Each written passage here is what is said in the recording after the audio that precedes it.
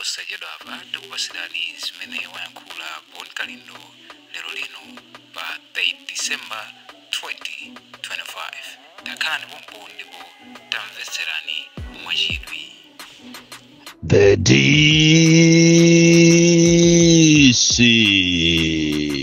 Presidenti wanthu osauka oyamba kuno ku Malawi kulankhulira mu dziko limene a Malawi adakavutikabe kuti apeze fetereza osika mtengo, kuti apeze chimanga chifukwa cha madobadoba komanso anthu oyipa.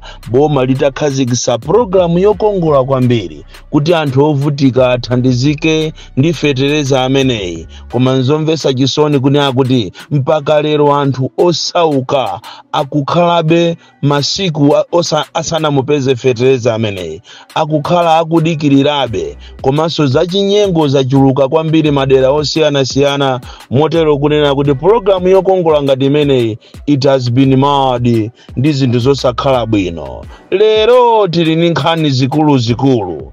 Tipita m'maboda mwathu tione mmene anthu akuvutikira kuti adindise mapasipoti awo kuti atuluke kupita maiko akunja, ndalama zimene akulipiritsidwa. Komanso tiyenda kuyang'ana za mmene mchitidwe wa chinyengo umene ukuchitika olowesa anthu akunja muno Malawi, makamaka ma Bangladesh komanso anthu aku Pakistan, amene ndi woopsa kwambiri, amene ndi zigawenga. Koma ku Malawi kwasanduka ngati kunyumba kwawo kumene amangolowa, kumene samachitira operate ma activities yawo. Koma tisanapite kumeneko, ndafuna ndikubweresereni nkhani yomvetsa chisoni imene yachitika ku Balaka, kumene mzimayi wamwalira chifukwa cha negligence ya madokotala. Nkhani ikunena kuti mzimayi wina oyembekezera adapita ku chipatala chimenechi cha ku Balaka lachisanu lapitalo usiku, ndipo adapita naye ku theater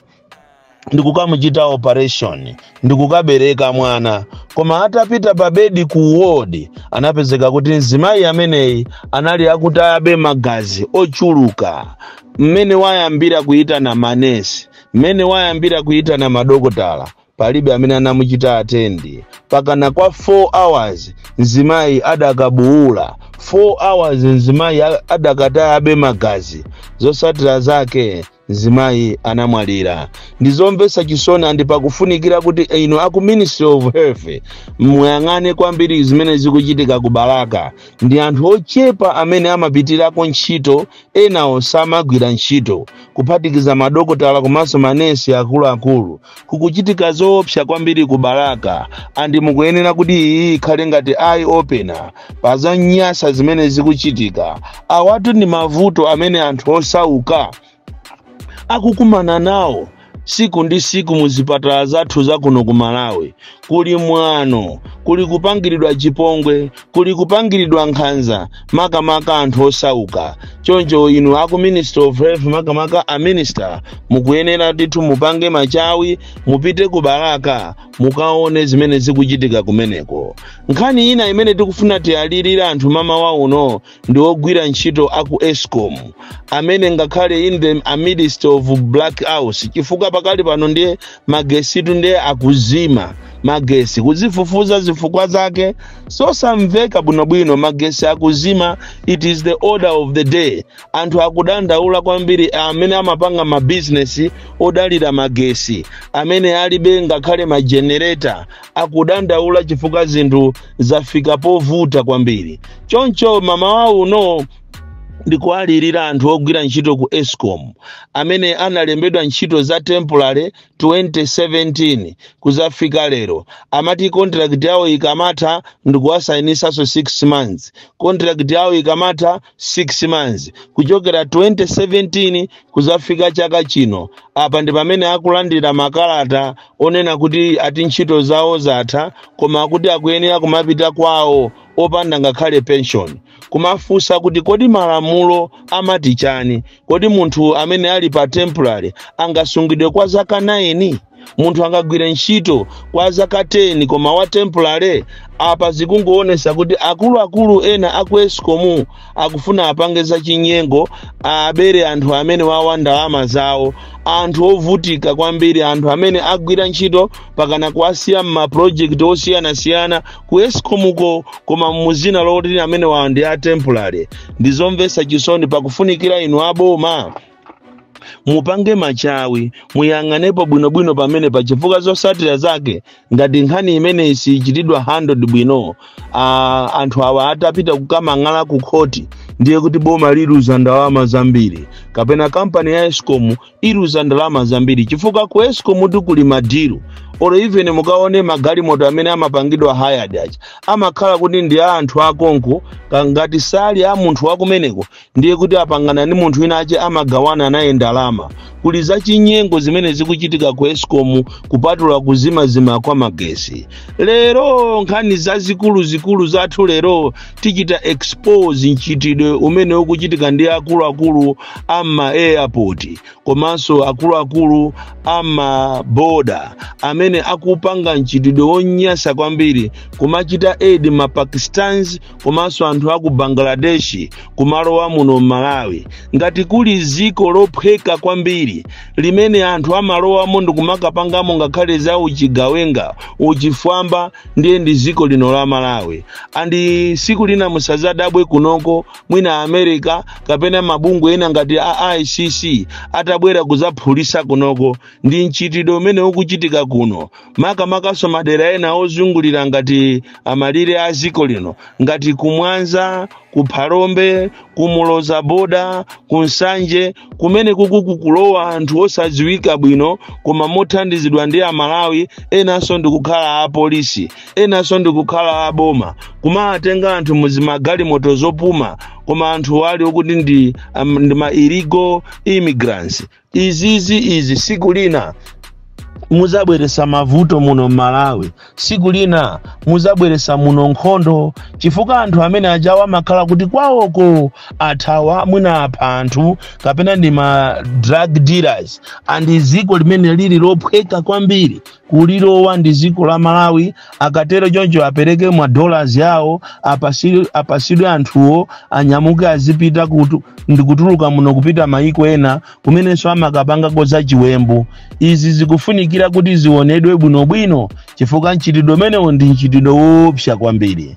Nchitidwe wina ndi umene ukuchitika maboda mwathu ngati mene kulili ngati kusongwe komanso kumwanza ndi maboda ena ngati ozungulira ngati kumuloza ndi maboda ena ndena ngati kudeza kumene munthu kuti udindise passport akumakuchaja 10,000.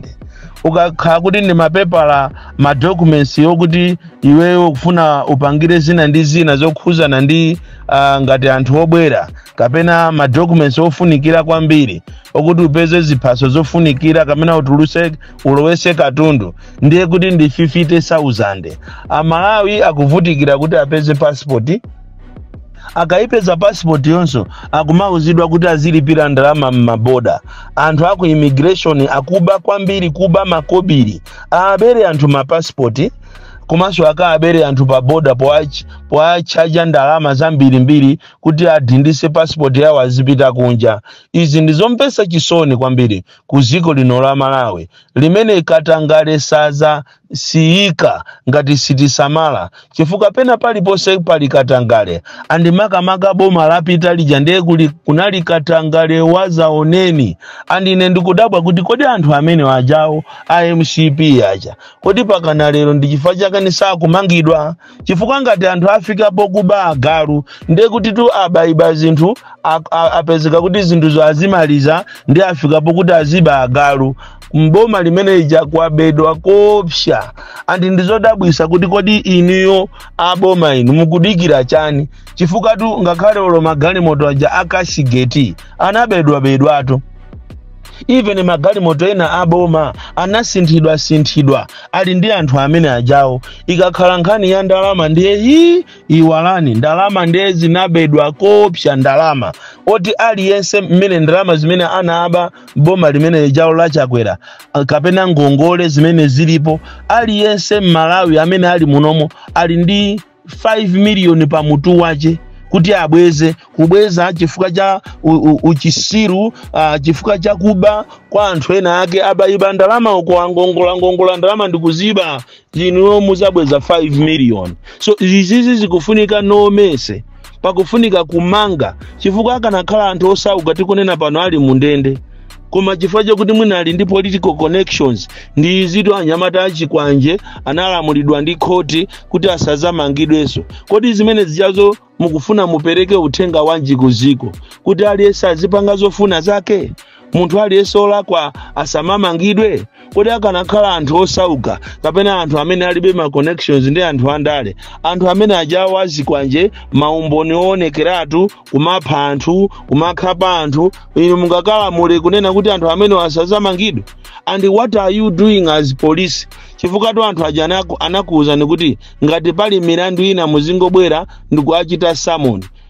Why are you not taking them to court now? Popeza milandu ija ina jana chajidwa kale. Izizi muziwe kuti mujita set bad precedent, and izizi mawa zizati chita haunt. Anthu kunja kunoko anthu ena amangidwa ali mundende osalakwa adakavutika be mundendemo, ena anapasidwa ma sentences koma anthu osalakwa, yet anthu olakwawo akuyenda scot free. Mukuyenera musamalire kwambiri. So nkhani ya Bangladesh, Pakistans akulowa muno Malawi mochuluka mothandizidwaso ndi akulu a polisi makamaka kuja kumachedwa pa airport ya Kamuzu International Airport, Bakiri Muluzi Airport, komanso madera ngati ku Phalombe kumene apezera ko ngati koti azipangira zawozo ku Muloza Border, ku Mwanza, komanso nchitide ozuza anthu Malawi momuno ndikumatenga ma passport yawo kuti atuluke kunja ndikumachaja ndalama.